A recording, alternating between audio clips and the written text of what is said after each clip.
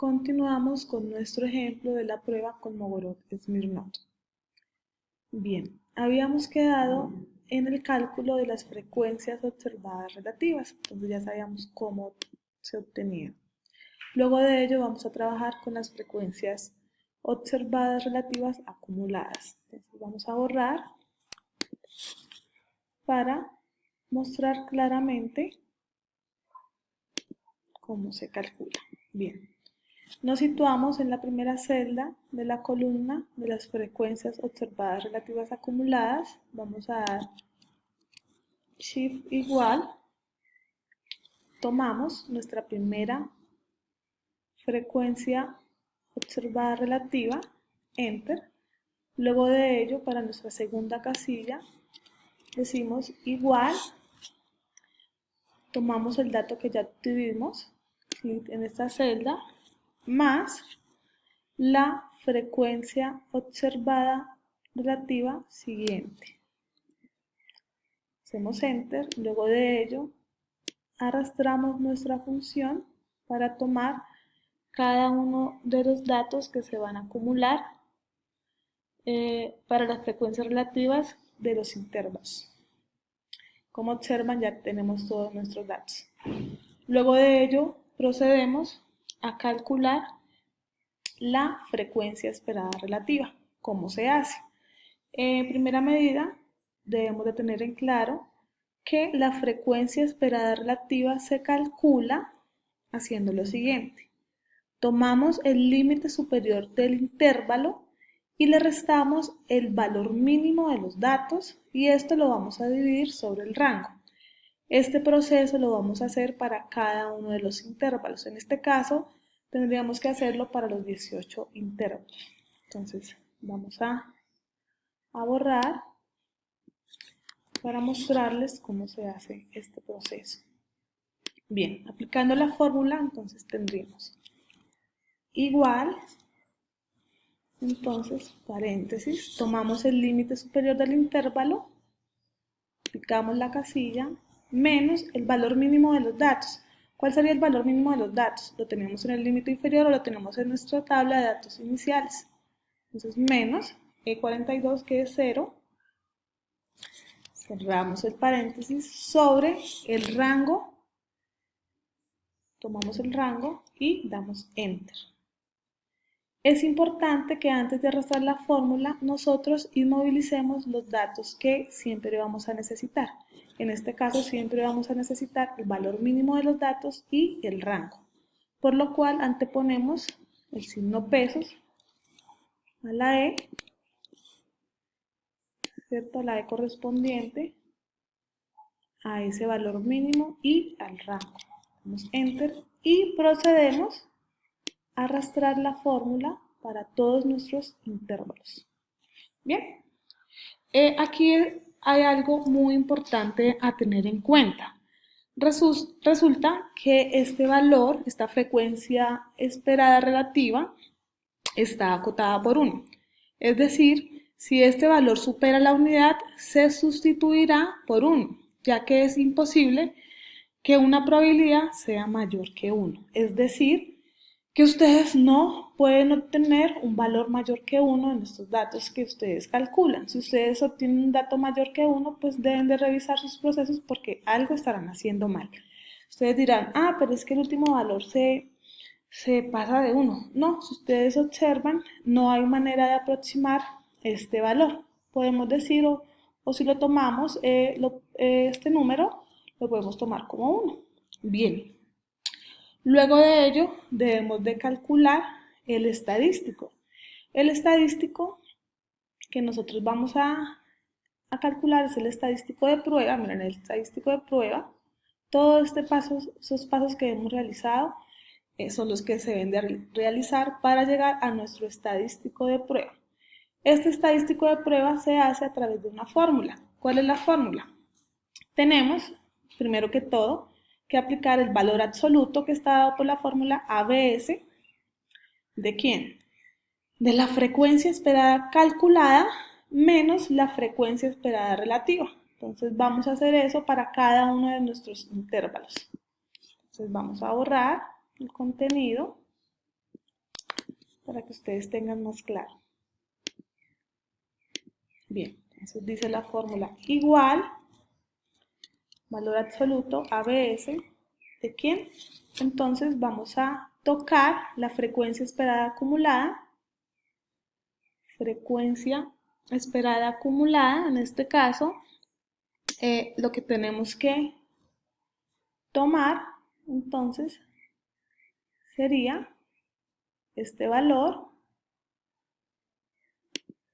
menos la frecuencia esperada relativa. Entonces tomamos este valor, cerramos paréntesis, damos enter y arrastramos la fórmula para todos nuestros intervalos. Bien, ya tenemos todos los valores de nuestro estadístico calculado. Luego de ello podemos pasar a nuestro siguiente paso. Entonces, nuestro paso 4 consiste en establecer la regla de decisión. Para ello, ¿qué vamos a hacer? Como esta columna nos señala nuestro estadístico tabulado o calculado, entonces vamos a hacer una nueva tablita en la cual vamos a tener como primera instancia el estadístico de Kolmogorov y vamos a hallarlo de la siguiente manera.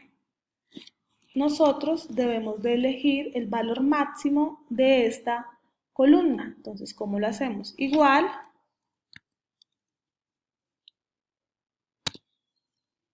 insertamos la función máximo de quién. Entonces hacemos el barrido de todos nuestros datos, cerramos enter. Obtenemos que el valor máximo es 0,38159. Bien, el nivel de significancia que estamos trabajando es del 5%, entonces tenemos 0,05 que ya le habíamos definido previamente. Seguido de eso, tenemos los grados de libertad, en este caso los tratamientos o los datos son ¿qué? 147. Ahora vamos a hablar del estadístico obtenido de la tabla. Este sería el estadístico, el mismo estadístico teórico, entonces miren la nota que les he dejado en el formato. Nos dirigimos a la tabla y allí escogemos la columna que se corresponda al nivel de significancia del 5%. Entonces tenemos esta tabla. En esta tabla, ustedes van a trabajar con esta columna, la tercera columna, y esta tercera columna nos está mostrando el nivel de significancia del 5%. ¿Qué debemos de hacer en esta tabla? Lo que tenemos que hacer es mirar las fórmulas que están allí. Entonces nosotros vamos a trabajar con la fórmula número 3, esta que les estoy encerrando, que se refiere ¿a qué? A 1,36 sobre la raíz de n. Esa fórmula que les acabo de comentar es la que vamos a aplicar en nuestro estadístico teórico. Entonces, miren, acá está, ya está citado el que ustedes deben de realizar. 1,36 sobre la raíz de n. Entonces, vamos a escribirlo. Entonces decimos igual a 1,36 sobre raíz de quién tomamos a nuestro n. Número de datos, cerramos y obtenemos el estadístico 0,1121709. Bien, ahora debemos de tomar una decisión, ¿cierto? Entonces tenemos que hacer una comparación entre los estadísticos. Entonces es importante tener en cuenta que si el estadístico de prueba, en este caso lo vamos a tomémoslo en otro color, el estadístico de prueba, el estadístico de prueba es mayor que el estadístico calculado, se acepta que se distribuye como una normal. Entonces, ¿qué vamos a hacer? Entonces, vamos a hacer un condicional o vamos a hacer aquí una condición. Entonces, decimos igual, si, entonces vamos a insertar aquí a nuestro estadístico. Entonces tomamos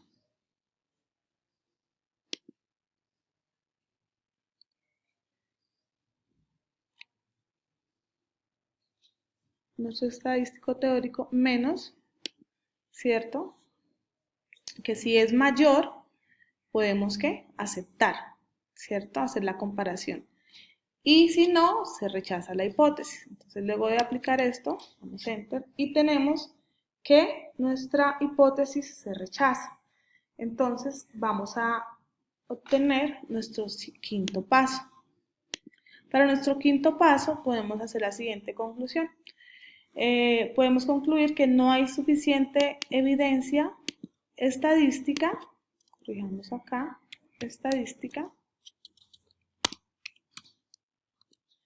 para decir que los datos se distribuyen como una normal, ya que tenemos, miren la comparación, tenemos que nuestro estadístico teórico es menor que nuestro estadístico de prueba.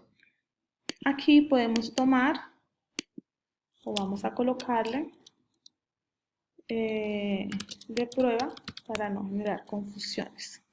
Estadístico de prueba, ¿cierto?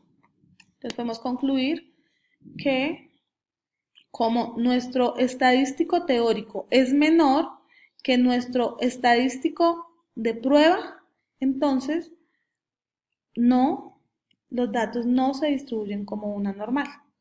Espero esta explicación les haya sido útil para poder realizar sus ejercicios. Nos vemos en otra oportunidad.